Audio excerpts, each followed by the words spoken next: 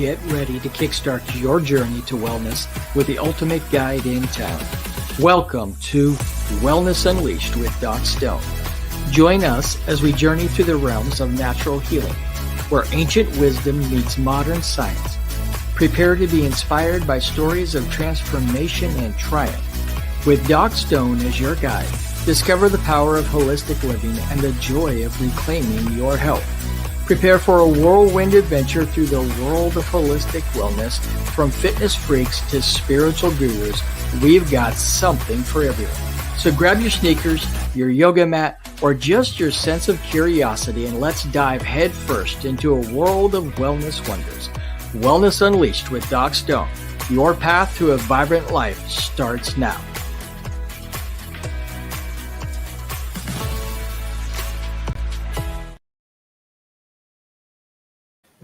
Well, hello, everybody, and welcome to tonight's show.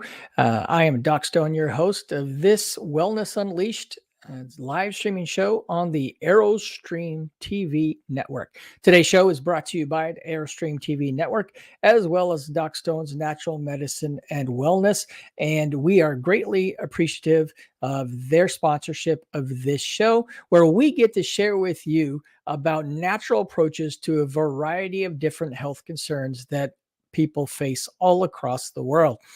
Today, we're going to talk about a very important topic. It's not a very widely diagnosed disease. It's somewhat rare, but it is the most diagnosed neurological disorder, and that is multiple sclerosis. So we will be talking about that during this show today. I would like to, before we jump into today's topic, I do want to just talk a little bit about the recent storms that we had with Hurricane Helene and all of those people in the southeast portion of the United States, including my home state of Kentucky, where there was a large amount of rain and flooding. Lives were lost, homes were destroyed, and our hearts and our prayers really go out. And I just want to encourage our audience that if for any reason you feel led, it's on your heart to give to any of the organizations that are helping to rebuild and to rescue in these communities, I would just ask that you would contribute and try to help these people out. I've just been completely saddened by the video footage that I've seen online showing the devastation in these towns. We're just hopeful and prayerful that they are able to recover soon. And so if you are somehow led to give to like the American Red Cross or any other national reputable organization that is helping to these families, these communities to rebuild, I do want to encourage you to do that. I just felt like I'd be remiss if I did not bring that up and mention that, our country right now, that portion of the country is in a lot of pain and could really use all the support possible. So if you're so led, please make sure that you do reach out and support those communities. Okay, enough said about that. So just a reminder before we dive into today's topic that we don't diagnose to treat disease on this show. This is for entertainment purposes only. These statements have not been approved by the FDA, all that stuff that I have to tell you. Please make sure that you do have a sickness or some kind of condition, that you do seek out your licensed medical practitioner. But this is for education. We do believe that you have the right as a person to have autonomy in your healthcare choices. So we do want to educate you, make sure that you do what's right for you. So as I mentioned, today we're going to talk about multiple sclerosis and how it comes about, diagnosed, natural approaches to it, all of that stuff. So let's get ready to dive in here. All right. So natural approaches. Again, Doc Stone's Natural Medicine. That's where you can find me on social media. You can learn more information there as well about anything that we talk about on this show. Okay, what is multiple sclerosis? So multiple sclerosis is an autoimmune condition that affects the central nervous system by attacking the myelin sheath that protects nerve cells. So the myelin sheath is the sheath that goes around your nerve cells. It protects them. And MS is an autoimmune condition where, for some reason, the white blood cells that are part of your immune system, they actually begin to attack that myelin sheath around the nerve cells, and it eats away at it. Well, when that myelin sheath is damaged or it's eaten away, it exposes those nerve sheaths, and whichever nerves, whatever part of the body that those nerves function for or connect to, when that's damaged, that nerve cell is damaged, then it begins to bring about symptoms in that portion of the body. Now, we have talked about a lot of different topics on this show, and it seems that we come back to a recurring theme of autoimmune condition. And so MS is classified as an autoimmune condition. Don't really know what causes it per se. It could be partially genetic, but we know that there's a lot of different things that can contribute to the causing of MS, which, like other autoimmune conditions, you'll find that these root causes are very similar to a lot of the other conditions that we've talked about. So autoimmune conditions are something that are becoming more and more prevalent in our country. And so it's important that we know about these diseases. So let's talk a little bit about the numbers of it. Prevalence, like I said, it's not really a widely prevalent disease. About 1 million people have been diagnosed in the United States. And so it's not a whole lot. About 2/3 of those diagnosed are female patients, and the majority of them are white. That's the most impacted race. It's most commonly diagnosed anywhere between 20 and 50 years of age, with it being even more commonly between 20 and 40. And the highest rates are in northern latitudes. Now, here's something that's really, really kind of interesting, which, when you begin to dig into it, will help us to understand what might be contributing to this more, is that this disease is more prevalent in the United States than it is in the eastern part of the world, or even in developing countries. So the U.S., with all of its medical care and its technology and everything, has a higher rate of MS, which leads us to ask the questions, well, why would such a well-developed country have the highest rate compared to even developing countries and the eastern part of the world? And it makes us really begin to dig into the different environmental and dietary things that could be causing this autoimmune conditions.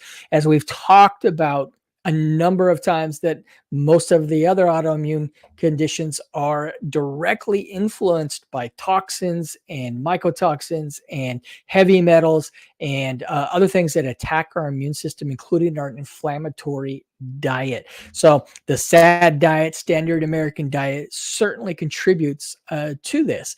So northern latitudes, same thing. Even in the United States, it's northern states that tend to have higher amounts of MS, which could be correlated with a lower levels of vitamin D, or a higher rate of vitamin D deficiency because of the lack of sunlight.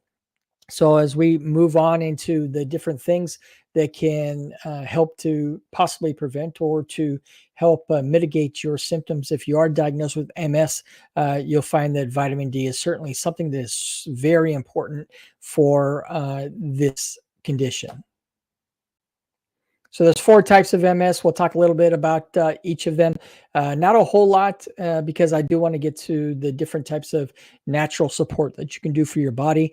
But the 4 types of MS are relapsing remitting MS, secondary progressive MS, primary progressive MS, and progressive relapsing MS. So relapsing remitting MS is the most common form of MS. It's about 85% of all diagnosed cases.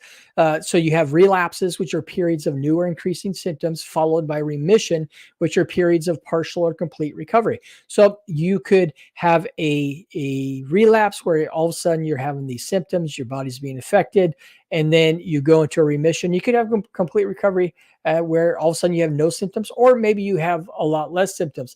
And so you'll have this cycle. There can be long periods of time between the relapses and the remission, or there can be shorter periods of time. But this is the most common form of MS. Secondary progressive MS can develop in those who had the relapsing and remission MS. Over time, the relapses become less frequent and the symptoms worsen without clear periods of remission. So that you transition to a steady progression of a disability. So you move away from having these periods of remission and you begin to transition to just a more steady progression of the disability. Primary progressive MS, it affects about 10 to 15% of MS patients. Gradual worsening of the symptoms right from the start. So, unlike the relapsing and remission MS, this one, you just gradually begin to get worse and worse. You don't really have the relapses. You get the symptoms and they just steadily become worse. There is none of the relapsing remission, and there's no clear recovery period. So you just don't even really know that you're getting better. You just keep going down. And then there's progressive relapsing MS. This is the rarest form of MS, affecting about 5% of patients. It's a steady progression of symptoms with occasional acute relapses, and then recovery is often incomplete. So the disability accumulates over time. Something to keep in mind is that with MS, there's no known cure. And so most of the time in conventional medicine, you're just trying to treat the different symptoms of the disorder. But like most autoimmune diseases, the conventional medical system doesn't really have a cure for helping people with autoimmune disorders. So causes and risk factors. As I mentioned, there's no real known risk cause for MS, but there are some risk factors that we believe contribute to somebody developing MS, similar to most other autoimmune disorders. So chronic infections like viral or bacterial and candida. Candida is a systemic yeast infection inside. We find in our coaching practice that there are a lot of people who have unexplained symptoms, unexplained fatigue, not feeling good all the time. And it turns out when we do our functional medicine laboratory testing, that we find that they have candida systemically. And so, if we're able to help them to overcome the candida, find ways to remove that from their body, then they'll find that their symptoms get better. But what happens is that when you have chronic infections, and how do chronic infections play into this autoimmune disorder? Chronic infections are very taxing on the immune system. And when the immune system is overworked, then we are more susceptible to developing conditions that create autoimmune disorders because our immune system is just tired and it goes wonky. It gets out of whack. Long periods of acute stress and stress hormone imbalance. These again weaken your immune system and open the gateway for autoimmune conditions to develop inside your body. Poor nutrition, especially vitamin D deficiency. Vitamin D, we've talked about it before, but vitamin D is one of the most important vitamins/hormones that your body has. It has a huge array of functions inside of your body. Environmental toxins and heavy metal toxins and food allergies, all of these are considered to be risk factors or causative reasons that will cause you to develop an autoimmune disorder if they are not addressed. So, common symptoms of multiple sclerosis: deep fatigue, blurred vision, poor coordination, loss of balance, facial paralysis, staggering gait, tremors in the body, and bowel and bladder incontinence. Now, these are not all of the symptoms. These are just some of the common symptoms. And you can see that some of these are also symptoms of other disorders. So sometimes MS is hard to diagnose, and it takes a long time for you to get a definitive diagnosis because there's a lot of similar symptoms to it with other disorders. So how's it diagnosed? It's diagnosed usually with MRI scans to detect lesions, lumbar punctures to check the cerebral spinal fluid for any abnormalities, and blood tests to rule out other conditions. Because, like I said, a lot of the symptoms of MS are similar to symptoms of other diseases. So it's important to rule out other conditions first. The conventional medicine treatments that you'll find oftentimes have to do with disease modulating therapies or DMTs, like interferons and monoclonal antibodies. And then also corticosteroids medications are oftentimes given to help to reduce inflammation in the body. But here's the thing, almost all of these have a whole bunch of different side effects. So while they're helping with one area, maybe alleviating some of the symptoms of your MS, they are in turn can be creating other issues as well in the body. So they almost all have a variety of side effects. So holistic and natural treatments, diet. We always talk about diet first on the show because that's the very, very first thing. It's the foundation of making sure that not only that you prevent disease, but also in helping you to recover from disease when you do things. So whole foods diet, incorporating organic ingredients that you prepare. Again, that's because we want to try to reduce the amount of environmental toxins, pesticides, fertilizer, all that stuff that we're ingesting through our foods, because that all can affect your immune system. We want to increase antioxidant rich foods. We want to avoid sugar and processed and fat foods because they're highly inflammatory in the body. We want to consume foods rich in omega-3 fatty acids. Not only are omega-3 fatty acids really important for your brain, they are also very, very anti-inflammatory. So they help a whole lot of different issues in your body because they reduce inflammation. And you want to avoid hydrogenated and partially hydrogenated fats because they are also and they are inflammatory. Some of the herbs and supplements that might be helpful or may be supportive if you are diagnosed with multiple sclerosis: fish oil, a high potency multivitamin, vitamin D. And again, vitamin D is very, very important. The vast majority of people are deficient in vitamin D. And it's not being checked like it should be, and the functional levels are not being shared by conventional doctors. So vitamin D, very, very important. Vitamin B12 is involved in the formation of those myelin sheaths around your nerve cells. So very, very important to make sure that you're getting adequate levels of vitamin B12.